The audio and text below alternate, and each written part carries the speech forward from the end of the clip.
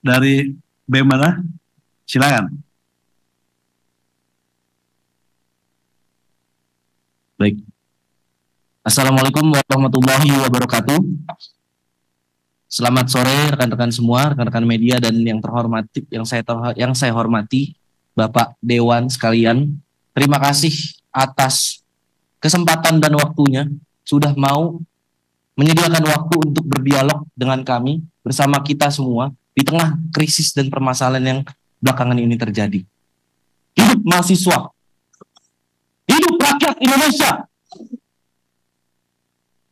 Saya Jim Colin, perwakilan dari keluarga besar mahasiswa Trisakti.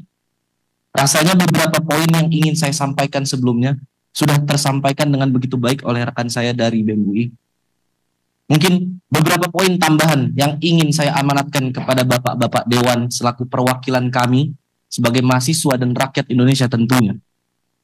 Jauh beberapa bulan, mungkin beberapa minggu, sebelum kejadian Afan Kurniawan yang begitu menyayat hati kami, terjadi pula seorang anak kecil mati, meninggal dunia di tengah krisis ekonomi yang dialami keluarganya. Mungkin rekan-rekan semua tahu, rekan-rekan media pun pasti tahu bagaimana proses kematian itu bisa keluar cacing dari, alat kelaminnya, dari hidungnya, dan ditemukan 1 kilogram cacing di dalam tubuhnya. Berselang beberapa minggu kemudian, beberapa saat kemudian, Indonesia merdeka. Kami merayakan 80 tahun kemerdekaan Indonesia. Dan apa hadiahnya? Kita mendapatkan kabar, rekan-rekan, bahwasannya dewan-dewan yang menjadi perwakilan dari kita semua, yang agaknya kita semua kadangkala, mungkin seringkali tidak merasa terwakilkan, namun dapat mendapatkan kenaikan gaji dan tunjangan yang begitu tinggi. Di tengah kemewahan yang sudah bapak-bapak dan ibu-ibu semua rasakan, dan di tengah tekanan krisis yang masyarakat kecil di bawah alami. Pertama-tama menanggapi hal itu, saya menuntut untuk Bapak-Bapak Dewan dan pemerintah sekalian untuk segera mengesahkan rancangan undang-undang perampasan aset sekiranya dalam kurun waktu 30 hari. Melihat bagaimana indeks persentase korupsi Indonesia yang saat ini terakhir audit itu mendapatkan skor sebanyak 22. Yang mana dalam penilaian skor itu 0 artinya tingkat korupsi itu begitu parah, dan 100 artinya negara itu begitu bersih dari korupsi. Indonesia mendapatkan skor 22 di tengah standar internasional yaitu sebesar 43. Bahkan jika disandingkan dengan negara-negara tetangga, poin kita begitu buruk sekali, Pak. Oleh karena itu, saya menuntut Bapak-Bapak yang terhormat untuk dapat mewakilkan suara-suara kami untuk dapat mempercepat rancangan undang-undang perampasan aset. Indonesia sekiranya kehilangan sebanyak 588 triliun akibat korupsi dalam dekade terakhir. Berdasarkan data dari KPK tahun 2024, aset recovery rate Indonesia hanya 0,2% dibanding standar internasional 3-5%. Kalkulasi impact dana hasil perampasan dapat membiayai pembangunan 2.940 km jalan tol atau 588.000 unit rumah subsidi. Kemudian daripada itu, untuk bersuara. Saya berani bersaksi bahwasannya kami di sini kaum terpelajar, mahasiswa-mahasiswi, tidak mungkin, Pak, kami menyuarakan pendapat kami, aspirasi kami, keluhan rakyat, jeritan rakyat dengan tindakan-tindakan anarkis. Betul tadi kata saudara dari BEM UI, bahwasannya beberapa hari belakangan ini mungkin banyak sekali propaganda dari beberapa oknum-oknum provokator untuk mencederai nilai-nilai perjuangan yang kami perjuangkan ini. Itu sangat menghambat kami dalam bergerak. Selanjutnya, tuntutan untuk yang belakangan ini marak di sosial media.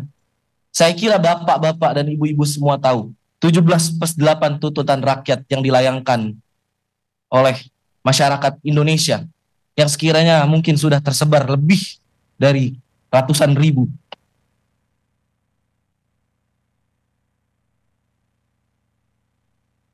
Yang pertama untuk Presiden Republik Indonesia, merevisi kebijakan fiskal pro rakyat. Yang kedua, audit menyeluruh BUMN yang merugi. Yang ketiga, moratorium kenaikan tarif listrik, air, dan BBM. Lalu untuk Dewan Perwakilan Rakyat Republik Indonesia, pembatalan kenaikan tunjangan dan gaji anggota DPR, pengesahan RUU perampasan aset dan RUU pelindungan data pribadi, dan audit kinerja integritas seluruh anggota DPR. Berkaitan juga dengan hal yang tadi saya sampaikan sebelumnya.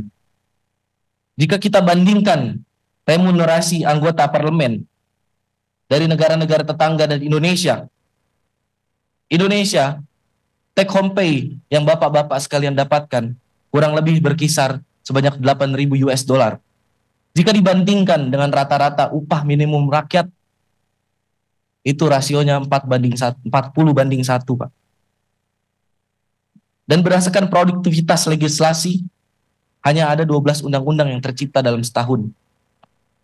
Jika kita komparasi dengan negara-negara tetangga seperti Malaysia, Thailand, Singapura, dan Korea Selatan, Malaysia rasionya hanya 8/1, Thailand 6/1, Singapura 12/1, Korea Selatan 4/1. Bagaimana bisa negara berkembang yang rakyatnya begitu menderita ini, gaji DPR-nya 40/1 rasionya? Saya rasa itu benar-benar harus digarisbawahi dan harus ditinjau ulang, Pak. Yang selanjutnya, berdasarkan latar belakang saya di sektor transportasi dan logistik, saya menuntut untuk modernisasi logistik. Sebanyak 828 terminal logistik modern,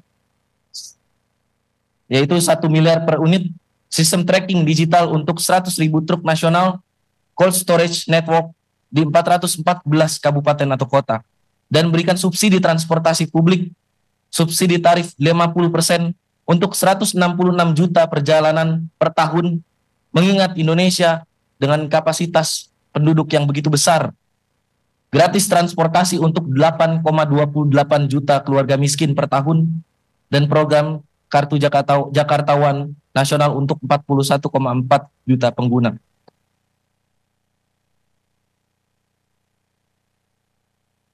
Mungkin sekiranya itu tuntutan yang ingin saya ajukan. Bahkan saya memohon untuk bapak-bapak sekalian selaku perwakilan saya dan teman-teman semua untuk dapat memperjuangkan hal tersebut. Karena ini berkaitan juga dengan integritas kita, Pak. Integritas bapak-bapak sekalian selaku Dewan Perwakilan Rakyat yang kami pilih sendiri dengan tangan kami ini. Indonesia 2045 mempunyai cita-cita Indonesia emas. Hal itu didasarkan oleh bonus demografi yang nantinya kita dapatkan di tahun tersebut. Saya harap kita semua dan bapak-bapak semua yang memiliki peran begitu krusial untuk membina generasi muda ini tidak menyia-nyiakan bonus demografi yang akan datang itu, Pak. Sekian dari saya, terima kasih. Terima kasih dari BM Trisakti.